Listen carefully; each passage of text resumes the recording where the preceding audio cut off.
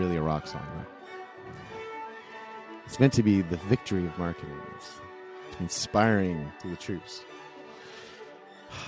Always puts me in the right mood. Okay. Welcome to the Unified CXM Experience, and I am your host, Grad Conn, CXO, Chief Experience Officer at Sprinklr. And today I have a very special guest. I'm joined by Annie Wissner, and she's the CMO at Whispir. And so this will be an interview show. We're going to talk a lot about transformation, which is going to be really fun. That'll be sort of the general theme of it. We're going to touch on how to be the best representative of your own product. You've heard me talk about this before, and he's got a great soapbox on this one as well. So we'll probably jam out on that for a few minutes. And then we're going to get into AI, low code, no code, and, sort of talk about how marketing is changing in really cool and interesting ways, which is sort of how we generally roll here at the Unified CXM Experience. So Annie, welcome to the show. Thank you, Grad. Happy to be here today. I am so excited to have you here. I really wish in some ways we'd recorded the sort of pre-show where we basically spent half an hour talking about Disneyland. It was an interesting conversation. It was, maybe we'll do another show sometime where we just talk about Disneyland. But anyway, so what I think would be helpful for everybody is maybe if you could just spend a few minutes, just introduce yourself, but also talk about Whispir and what you do there, and then we'll dig into sort of some of our marketing hobby horses. You bet. So, as you said, I'm Annie, and I've been in the B2B technology marketing game since 1996. Started with Oracle, worked at Microsoft for 11 years, loved it. Tried to figure out how to be a marketer living in Denver, and ultimately landed on being head of marketing. And today I'm with Whispir. Fantastic. Yeah. Fantastic. Now, Whispir is spelt W-I-S-P-I-R. See my spring. W-H-I-S-P-I-R. You were close. W-H. Oh, of course. Yeah. No, I actually, sorry, I'm still learning to spell. Okay. W-H-I-S. Same. So it's like just like Whispir, but it's an I instead of the E. Yeah. See, my Sprinklr context, we always drop the vowels, and so it would be like we would spell Whispir without the I, right? But partly because we couldn't really afford too many vowels; they were expensive back then. But anyway, so Whispir. So let's tell everyone what Whispir does and what the sort of mission, vision, kind of what you're all trying to make happen.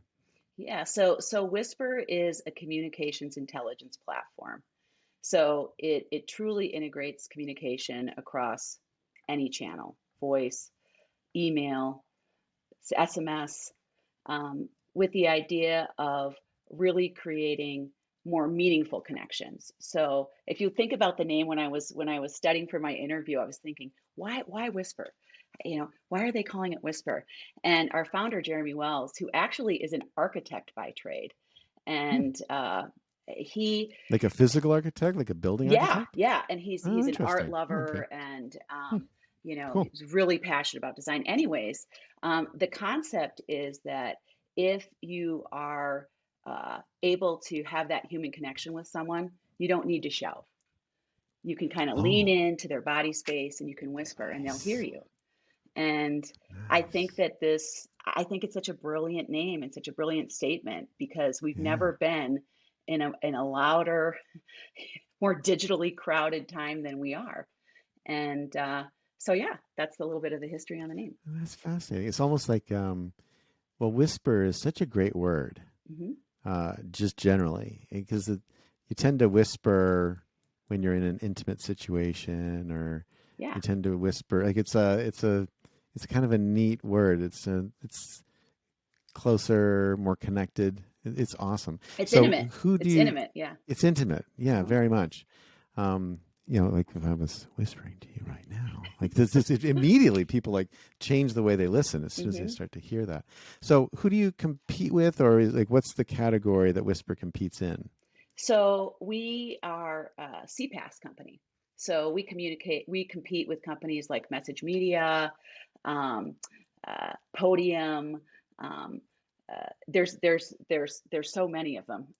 There's a list of 100 of them. Crowded space. Yeah, it's a pretty crowded space, but we are unique in the space in that our whole mission is to drive the world's highest engagement through our platform. So we're really about Love not that. necessarily helping people send huge volumes of messages, but helping people send the right message to the right person through the right channel at the right time. So, And yeah. do you have like a product-led growth motion? Can I just play with Whispir and check it out, or how do people like learn more about the product? Yeah, we do. And I mean, you could learn, we just launched our new website, so you could Okay. check out our website. We also, obviously, you could get a demonstration if you wanted to see something closer to it, get more detail on it. And but yeah, we've definitely focused on our new vision and mission and product strategy on the website. So yeah, That's awesome. How long have you been at Whispir? I've only been at Whisper since January 10th. Wow. And you got a new website out already? Well, the website was launched prior to me arriving, and Okay. I'm pretty excited about it. It's really You should have just taken beautiful. credit for it, actually. I should have said, hey, yeah, you know what? I gave you a softball You there. That did. was Three so weeks, easy. end to end, done. Yeah, you're like, actually, we wanted to do it in my first week, but I thought, Yeah, probably give it an extra week just in case. That was okay. So you, I so dropped that so one. yeah, it's okay. It's okay. I'll send you other softballs. Thank Don't you. worry. I got a whole machine full of softballs here. Wonderful. That's great. Well, congratulations. That's awesome. Thank you. That's awesome. So let's talk a little bit about marketing in general. And you and I were chatting a little bit before the start of the show about what we sort of see as challenges. So you're in a new organization. Mhm. 4 years ago when I started at Sprinkler, almost exactly 4 years ago, actually. I'm about a month or so away, I think, from my original start date. And so, what I find surprising when I move into new marketing organizations, which I don't do that often, but when I've moved into new organizations, what I always find surprising slash shocking or maybe puzzling, and I don't think I'm ever going to necessarily know the answer to why this occurs, is that many, if not most of the people on the team don't know how to use the product or have never used the product or don't have even logins. So we talked about this a little bit. You found the same thing. Yes. Let's chat about this. What is going on? And then maybe I'll let you take the lead on why you think this is such a problem. Hmm. What's going on is that I think people get caught up in the minutia of activities, and they're not necessarily thinking about the purpose of their role and the purpose of the business, which Right. is to serve the customer. And how do you do that? You solve their problems with technology designed to help them. Um, so I think people get caught up in, I've got to get these emails out. I got to sponsor this event. Generate Right. MQLs and sales qualified pipeline, and they think, oh, I'll figure out the product later, and I'll talk to the customers later, and I'll log in later, and they just don't prioritize it. That's Well, my yeah, take. I found that when people are in that situation, when they're not using the actual product to do things, um, so when did you learn to drive? 15, Wow. Where are you from? Minnesota. Ah, Did of you hear that? course. I was going to say that sounds like a Minnesota. mid. I heard that. That sounds like that's a Midwest thing. There's 15's that kind of okay. So I Well, was like I wasn't 15, but legal. I I was learned how to drive at 15 because I was taking my yeah. driving classes and everything. I didn't get my license until I was 16, but I was, I'm the same way. driving around with my permit at 15. Yeah. Yeah, but I was from Canada, right? And of course it was a snowmobile. No, I was kidding. It was a car. But I was in Canada the same way. You start driving when you're 15, and then you take your test when you turn 16, and you have a license like that day, right? Yeah. Yeah. Anyway, so okay, so now remember when you first sat in a car for the very first time? Not sat in a car. When you first sat behind the wheel of a car, Yes. right? Okay. I'll just kind of pull myself back to that day too for a second. So at that moment that I sat behind the wheel for the first time, I can't tell you how many times I'd been in cars, like my whole life, right? Hundreds of, maybe thousands of times. And I'd seen countless movies with cars in them and probably had played some video games that were driving games. So the whole concept of driving and the car and all that stuff, super familiar to me. And I'm sure it was to you as well, right? Do you remember the first like, I don't know, 15, 20 minutes, half an hour, whatever that was of the very first drive. Remember how crazy it was? Yes. Yes. It was Right? so disorienting. Like, what is this? Yeah, I Yeah. And do. how am I ever going to stay on top of all these Yeah. inputs? What is And this? How do I there's do like that? mirrors Yeah. and things to click and feed. And Your I was in a dad ship. having a heart attack next to you and Oh yeah. Yeah. You got a parent it's screaming next to you. screaming in your That was ear. super handy. Actually, I should be careful on that one. That is not that my I did not have a parent screaming next to me. My mom taught me to drive, Ah, and she was a really good teacher. My mom taught me how to really drive, did like she? really drive. Yeah. I then immediately failed my driving exam because they're like I didn't know any of like the driving exam stuff, but she taught me how to actually drive, like in terms of like what to watch out for. Like it was, and so then I took like lessons from like the people who knew how to make you pass the test and kind of got through it that way. But the combination of my mom and the driving school was I learned way more from my mom than the driving school. But it was but she was great. But classically, it's a screaming parent next to you. But yeah, it was like remember how hard it was, right? Yes. And my older daughter was, she just went, she was demonstration driving school and stuff, so it wasn't as big a deal. But my younger daughter, I did the first few lessons with her, and I remember her just being like, "Dad, I'll never figure out how to do this. Like, I can't. It's too hard." And I'm like, "You'll get there, right? Okay." So the reason I'm telling that story is that to me, okay. So I got to do one more piece. So imagine that you've never driven. Okay, you're before that you've had that first experience, and someone asks you to write a story about what it's like to drive. Okay, Mm. and you write a story based on the thousands of car rides you've been on, the video games you've played, and the movies you've seen. But never having actually driven, when someone read your first person account of driving as a non-driver, it wouldn't be super obvious because you'd have a lot of things right, but there'd be that faint feeling of something's missing. Hmm. It's not quite right. Yeah. Right? It's Hmm. like it's just not there's just it's missing some element that I can't put my finger on, but it feels dishonest. Hmm. Right?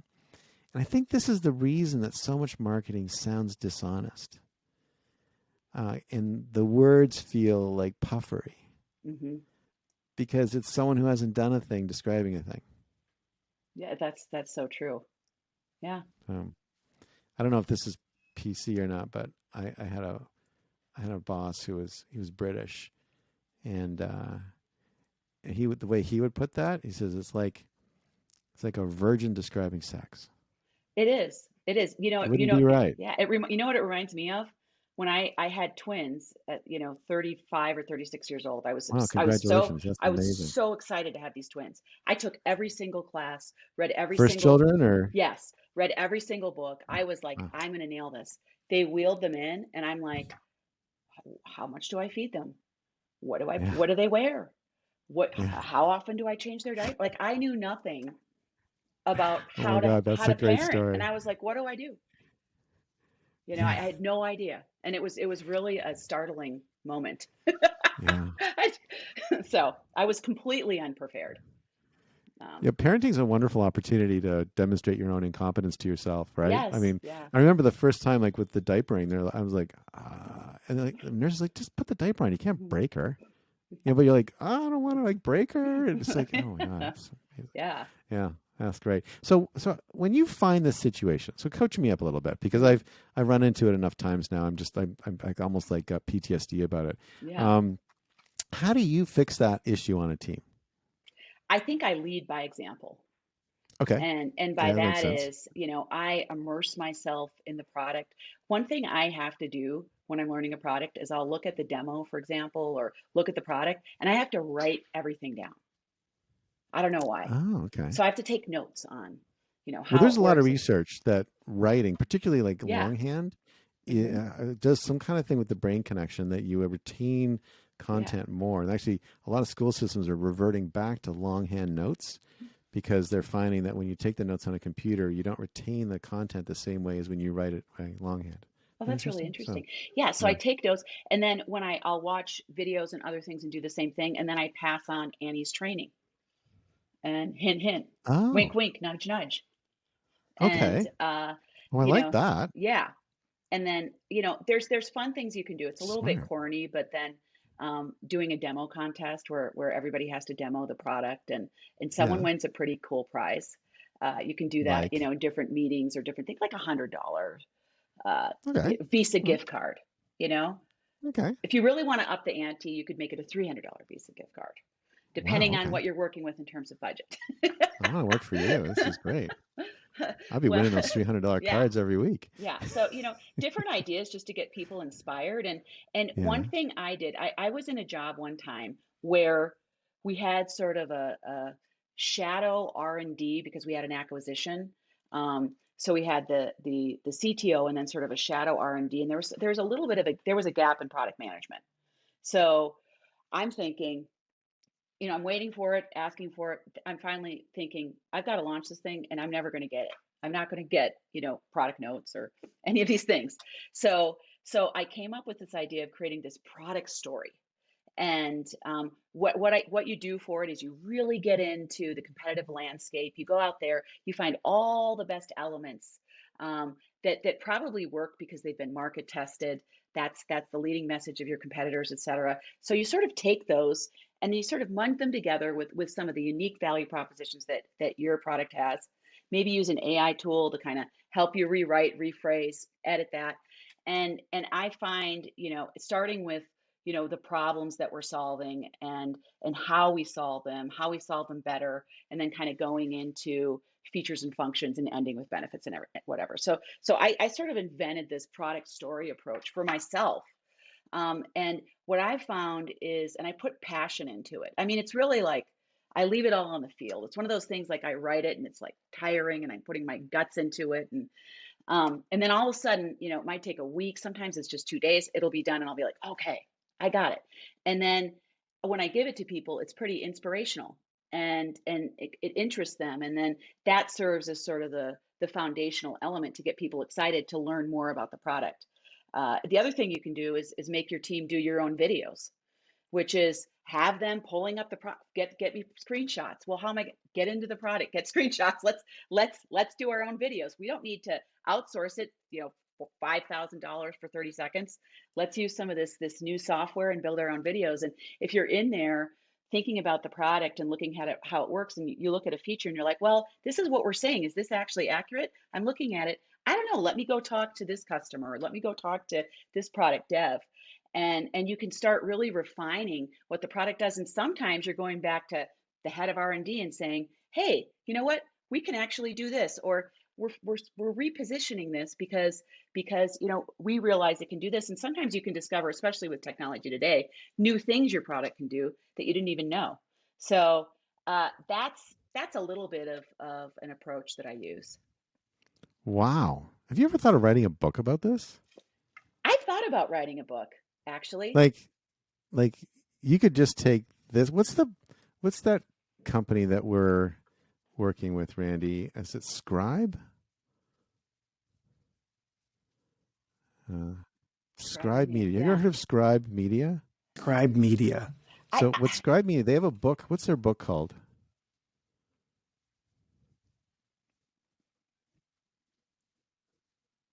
And I think they have an updated version of the Book in one a I Box called. or It something was like that?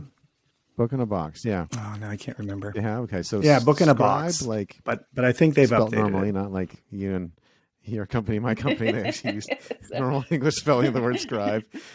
Maybe we should call it scriber. But anyway, so they have this process where basically you just talk and they make notes on it and then they turn it into a book. And their point being that we can actually talk about things pretty easily, but if someone says, can you turn that into a written book? You're like, oh my gosh, that's just a lot of time and energy. I don't have the time Yeah. for that right now. So I'll get to it when I get to it.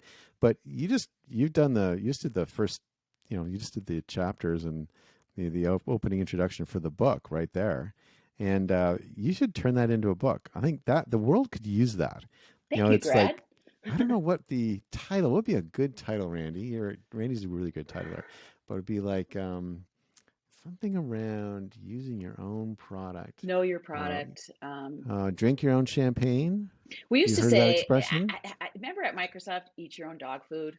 Eat your own dog food. Yeah. Maybe there's That's not very something chic about though. eat your dog food and wash it down with your own champagne or something. I don't know. There's Yeah, I something like the that, champagne part. yeah. I mean, so do you remember Judson Althoff? Did you work with Judson at all? I know of him. I didn't work very closely with him. So he was at Oracle, and then he started at Microsoft in, I can't remember exactly when, but 2012 or 13, something like that. And he was president for the U.S. and I was in the U.S. company, and so he came on board and he heard all of us talking about eating our own dog food at Microsoft, and he was like, "That sounds horrible." Like, what are you talking about? And it's like that explains so many things to him suddenly about why Microsoft. And so he kept trying to say, drink our own champagne, drink our own champagne, drink our own champagne. Mhm. Never stuck. It Like never it's a good stuck. example of sometimes you just can't change some parts of a Yeah. culture.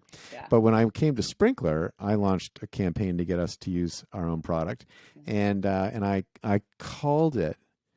What I did is I called the implementation instead of drink our own champagne. I just called the implementation champagne, Oh, and that stuck. straight to the point. It's stuck, yeah. And we actually have an employee advocacy portal we call Rosé, which kind of Oh, misses the point a tiny little bit, but that's okay. I mean, it's like people staying within the the within the realm. distilled spirits family, right? Yeah. But so Judson visited Sprinkler a couple of years ago, and we were giving a tour of how we run our customer experience center and all this kind of stuff, and we were walking around, and one of the community managers very proudly said to Judson, "Well, we run this obviously on Sprinkler using our own implementation, and we call it champagne because we like to drink our own champagne." Mm. And Judson's standing right beside me, right? And he just really, really slowly. For the people who are just listening to this, they won't be able to see this, but I'll describe it. I am standing next to him. He's standing next to me, and very slowly, after he hears this person say this, just turns his head, just like this, about this speed, like just super slowly, and then just sort of looks at me, kind of like, "Oh, hello." And I was like, "Hey, it's a good idea. I just decided to steal it." So anyway, so I think there's something really big here. I mean, I think you're onto something, because like what you just described in terms of the process you go through, and or for, I think I'm from Canada and you're from Minnesota, so I think we should say process, right? Yeah, I'm I an got honorary. process pretty much dialed in, but process feels so much more comfortable to me. Yeah, and I consider myself an honorary Canadian. Yeah, Minnesota, you are. Yeah, I do. absolutely. I'm very comfortable in Canada. When I'm at a grocery store, I'm not the only Yeah. person saying sorry when I pass someone in an aisle. You know, when I'm at a four-way stop sign in Canada and no one goes, I feel right at home. No, you go. No, you go. No, you go. Like that's just how I roll. Yeah, no, that's good. That's two very good apt descriptions of Canadians. Yeah, no, it's always, Canadians are always a little like conflicted, I think, about the U.S., but never about Minnesotans. Yeah, no, Always we're like welcome. everyone's like, "Oh, really? You're from Minnesota? That's awesome!" And everyone's totally cool with it. It's fine. Yeah. All right, so let's keep going. So anyway, let's. I got to tell you, I enjoyed that so much, and I had not thought through the specifics of the way you drove that transformation. Let me ask you one more question, actually, just while we're on this topic, because it's you're obviously super deep on this. One of the things that I also found sort of challenging were the people on the marketing team, but you know, it's surprisingly hard, even though they report to you. So, like, but theoretically, they do report to you, and theoretically, you should be able to drive that transformation, right? And I like the way you did it. You did it through inspiration and example, which is really smart. But I've also found it to be reasonably complex and difficult, and much less controlled amongst peers. So, talk to me a little bit about that. How do you manage like peers who don't believe in it, or how do you manage the fact that the IT team or the CTO team would be like, "We don't have time to stand up a separate instance for you"? There's a little bit of a cobbler's children kind of thing that happens sometimes in companies. Or the finance team, which wants to charge you $1 million a year because that's your usage on it. How do you deal with that kind of stuff in order to kind of bring them on board and have them support you? Well, it's a long game. Okay. It's Okay. a long Now game. I'm feeling so much better right now. Thank you. Yeah, no, Okay. yeah, If you had you said, "Oh yeah, it's super duper easy," and these are my no. 3 steps, I think Uh-uh. I would have to No. like leave for a minute, cry. It's a really long game, and I think that you have to sort of bring them along the journey. So when you Hmm. go and ask them, "Hey, do you have this? Can I use this?" and they say no, and so you have to go out and sort of jimmy rig it, as we would say, one would say, which is just sort of make it happen. Um, you would go back then and show them and get their input along the way. And what I find is, hey, what do you think of this product story? Do you sign off on it? Therefore, even though Mm. they weren't necessarily part of the process, you're being gracious, and you're allowing them to be part of the process along the way, and you're Okay. taking them along the journey. And when it's successful, which when you're very close to your product, and hopefully you're choosing the company you work for because you're inspired by what you're going to be selling. uh, uh, if you take them along that journey and then they see the success, they're going to be more likely to give you what you need. They're going to be more likely to work with you to build that community program, to invest in that community portal, to do more formal customer advisory councils, or set up a true Mm. advisory board, to stop developing products inside out and start developing them outside in with customer feedback, and not just saying, oh, this one customer said this thing, we've got to develop that, and doing it in a more holistic, meaningful way where you're aggregating that feedback. And I think that it's kind of like the lines are across product and technology and sales and marketing are all sort of blurring. And I think if you can really be a spearhead for that, people will see that it works, and they'll start getting more inspired, and they're going to want to join your effort. Okay. Well, you do kind of have a 1, 2, 3 on that, so I am a little bit depressed right now. But that was really awesome. Okay. Okay. Boy, I am getting schooled today. This is so fantastic. It's one of the things I love about doing this.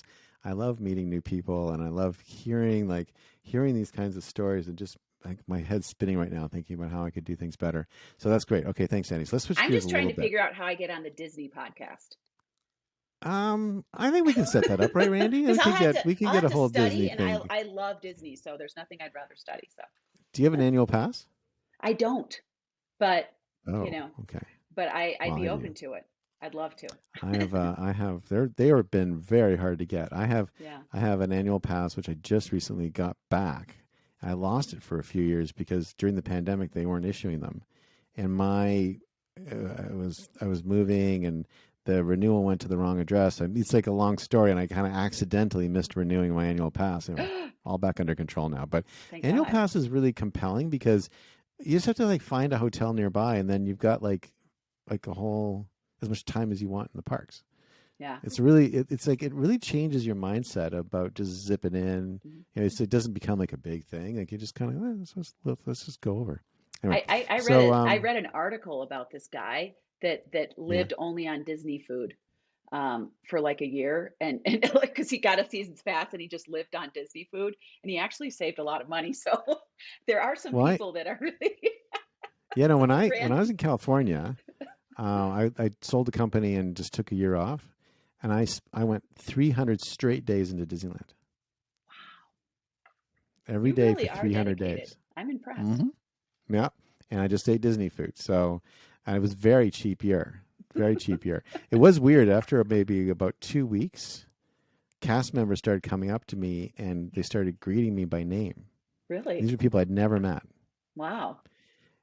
And at first I thought, what an amazing customer experience. Disney's so awesome, right? And it was actually an amazing customer experience. And I'd hang out with the piano player at the top of Main Street, and I'd go to all these like carts and buy water or popcorn, and everyone's like, "Hey, Grad, how's it?" I didn't have a name tag or anything on. Yeah. "Hey, Grad, how's it going?" I'd be chatting with them, and I was alone, and I was very lonely, and so it was very, it was great. I just had all these friends, and then I was telling someone about how great Disney is, and they're like, "Dude, like, why do you think they're doing that?" I'm like, "I don't know, because it's the world's greatest company." And they're like, "Well, yes, but like, don't you know why they're doing that?" I'm like, I was so like, often like this. I'm a little naive generally, and I think it's probably helpful. I think sometimes in marketing.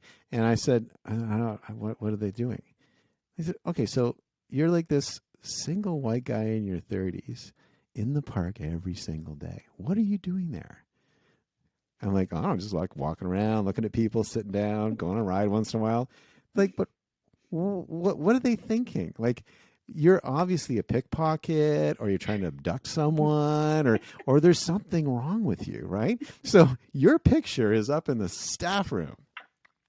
And this guy who lived near the park was like, I don't know anyone else who's doing what you're doing. So there's probably not a lot of pictures up there.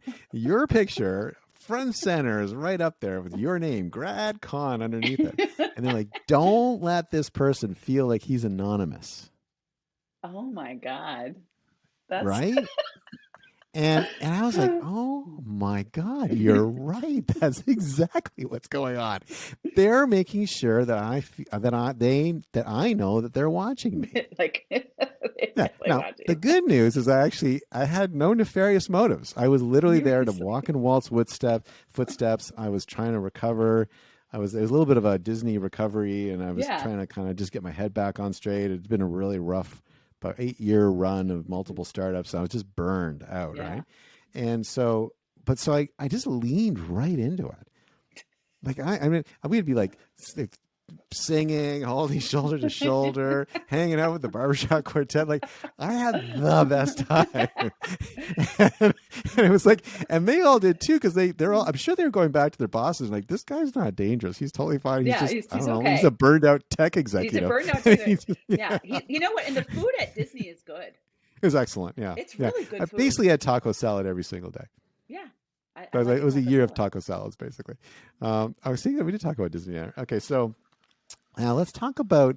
So we were talking a little bit about Disney and Imagineering, and I think that we started treading towards AI and other tech that's in marketing. So there is some pretty amazing stuff, and we use AI obviously at Sprinkler because we're pulling in about 400 million different data feeds, and so to make sense of that, you got to know, are they talking to me? What do they want from me? And then how do I get my agents more effective to respond to them? So that's kind of how we're using it. But AI is sort of everywhere now. And I'd love to hear your point of view on AI. Where's your head on it? And then where's your team on it? And again, I think I may understand one of your superpowers, which I think is getting convincing other people to do things that are new and transformative. So I want to hear your story there as well. Yeah. So AI. I am, someone that appreciates sci-fi. I especially still got to hang out more. I know. I like sci-fi. I can really explore it. During when COVID hit, I went through this whole post-apocalyptic sci-fi phase, and it wasn't negative. I was just exploring the idea, just to get comfortable. Okay. I never knew. But you have a favorite? Oh my gosh. I don't know. It depends upon my mood. Sometimes I like a Matrix, lots of interaction, lots of action music, lots of graphics. And sometimes I like the really spare, what's the one Brad Pitt did where he's all alone and, the bleak. So it depends upon my mood. I really don't discriminate with sci-fi. Like, have you ever seen The Umbrella Academy? It's on my list. Is it good? Oh, I've just given you a deep gift there. Really? You got a real gift there. Yeah. Mm-hmm. Oh, good. Yeah, that's right up your alley. You. And then the very first book I read, that was like the very first dystopian book I read, which has never been made into a movie, but it's really a great book, is Canticle for Leibowitz. Have you ever read that? No. Yeah, you can probably get it for like $1 now, because it was published a long time ago, like in the 50s, I think, or early 60s. But Canticle for Leibowitz, it's like the first dystopian end of the world science fiction novel, kind of right at the height of the Cold War.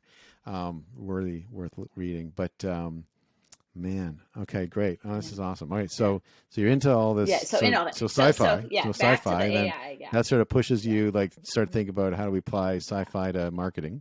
Yeah. And so our product uses AI too. So we have something called tone of voice.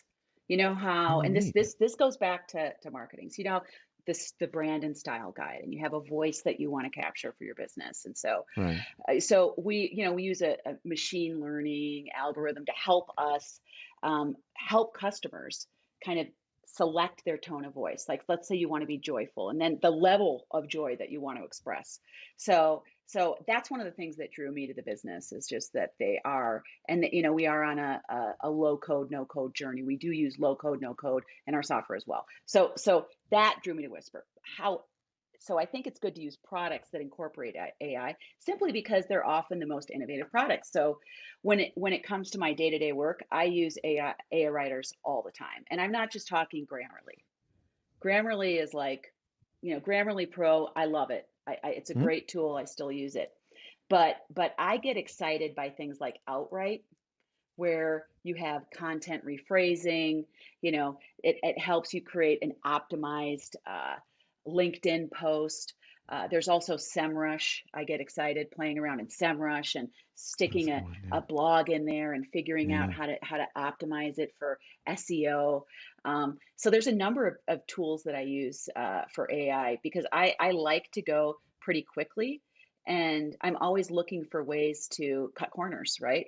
So that I have more That's time to awesome. think and figure everything out. If I'm constantly executing, then I'm not very innovative. I'm not very creative.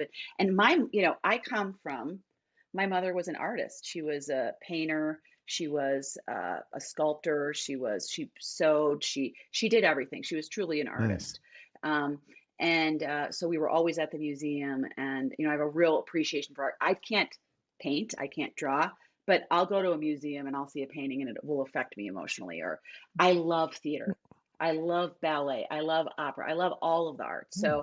So for Interesting. me, being creative in my work is sort of my engine.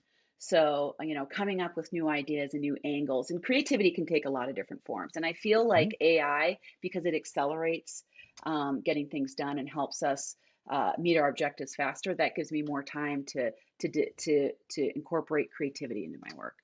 Uh, That's very yeah, cool. How do you drive it into the rest of the team?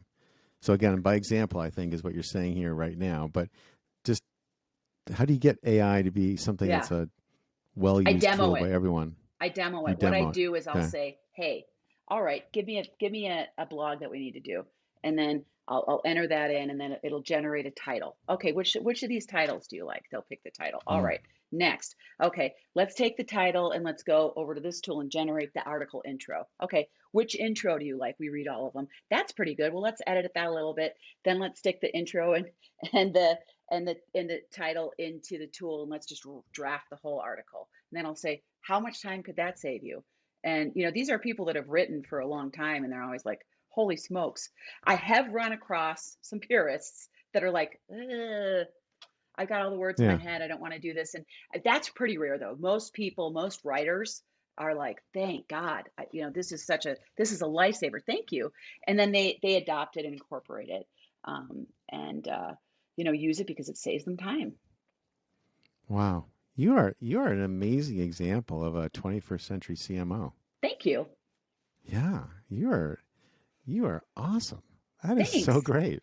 That is really great. I actually, because like what's interesting about the way you're talking generally is that and I think there's this inevitable blurring that's happening in marketing, Hmm. because marketing's for some reason as a function has always been very like, that's the person who does this and that's the person who does that. It's like been very sort of set up, Hmm. and then it's always a challenge. Like the person who does email leads, so you got to find another email Yeah. person.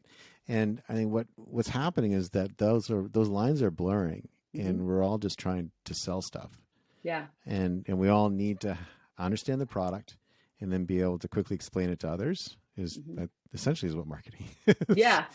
In a, in a, but in a, in complicated. a, in a gorgeous, engaging way, and in a way that means something to them, right? So a big part of it is not just knowing the product, but it's really knowing your customer, really understanding their problems. Wow, this has been really inspiring, Annie. Thank you. I am blown away by everything you're doing, and like I said, I would love you to put that product stuff into a book. I'll be the first customer, Thank you. and That's I'll so kind. flog it mercilessly on the Hmm. show and through the company. So, but anyway, it was really really great. Anything we're going to close now. So Mm-hmm. I'll ask you for any last thoughts, and then I'll thank you, and then I'll do like the little kind of out on it, and then we'll be done. But just before I do that, any last thoughts or anything else you just kind of want to land, or anything you want to say about Whispir in terms of people checking it out or going to Yeah, I see the mean, site? Whisper is really an incredible business. We have a true commitment to diversity. Half of the ELT are women. We've got 15% of our employee base is LGBTQ community. So we're not just we have a really amazing philanthropic approach where we help help people. And it's really built into our DNA. So it's a great culture. And I think people care about buying from companies now that embrace these philosophies and have these great cultures. So definitely check it out. If you're looking for the best omni-channel communications platform, that really cares about quality and the beauty of design. All of our templates are really beautiful. We'd love to talk to you. Fantastic. Well, Annie, thank you very, very much. That was wonderful, and I learned a ton, and I cannot wait to read the book. So I'm going to close out now. For Whispir, CMO at Whispir, Annie Wissner. By the way, how old are your twins now? They are 14. Oh, I had two teenagers on one day. So, yeah. okay. No, they're So, good kids. They're very sweet. okay. All right. Well, but probably a lot harder. Probably now the baby stuff's probably not looking so hard after all. No. Different talks now, different Well, conversations. congratulations. We'll do that in another podcast. Yeah. That was great. Anyway, so Annie Wissner, CMO at Whispir, and for the Unified CXM Experience, I'm Grad Kahn, CXO at Sprinkler, and we'll see you next time. And thank you, Annie.